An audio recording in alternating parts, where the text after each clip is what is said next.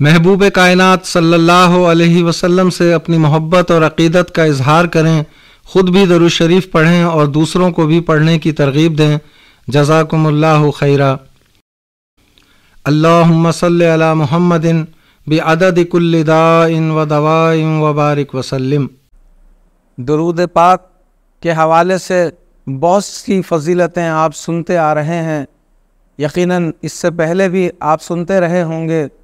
حضرت ابو درداء رضی اللہ تعالی عنہ نے ایک حدیث مبارکہ بیان فرمائی ہے۔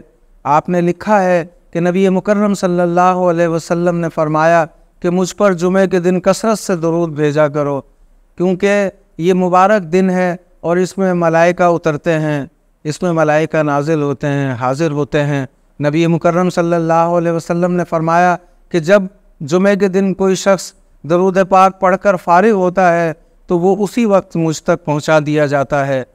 حضرت ابو درداء رضی اللہ تعالی عنہ نے پوچھا کہ یا رسول اللہ صلی اللہ علیہ وسلم، کیا آپ کے انتقال کے بعد بھی؟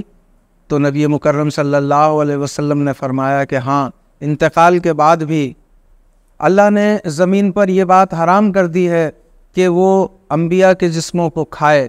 نبی، اللہ کا نبی زندہ ہوتا ہے اور اسے رزق بھی دیا جاتا ہے۔ یہ بات متعدد احادیث کے ذریعے واضح ہوتی ہے کہ انبیاء کے جسموں کو زمین نہیں کھاتی۔ حضرت موسیٰ علیہ السلام کے حوالے سے آپ صلی اللہ علیہ وسلم نے بیان فرمایا کہ آپ نے انہیں اپنی قبر میں نماز پڑھتے ہوئے دیکھا۔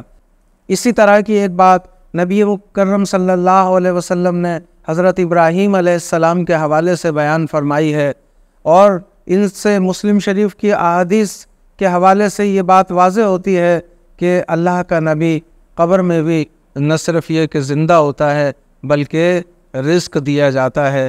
یہ بات صحیح اور درست ہے۔ ہمارا یوٹیوب چینل ڈاکٹر عبدالسلام عادل ضرور دیکھیں اور ویڈیو ان لوگوں تک بھی پہنچائیں جنہیں اس کی آپ سے زیادہ ضرورت ہے۔ ویڈیو پسند آئے تو چینل کو سبسکرائب کریں اور بیل آئیکن پر کلک کرنا نہ بھولیں تاکہ چینل پر آنے والی ہر ویڈیو آپ کو فوراً مل سکے۔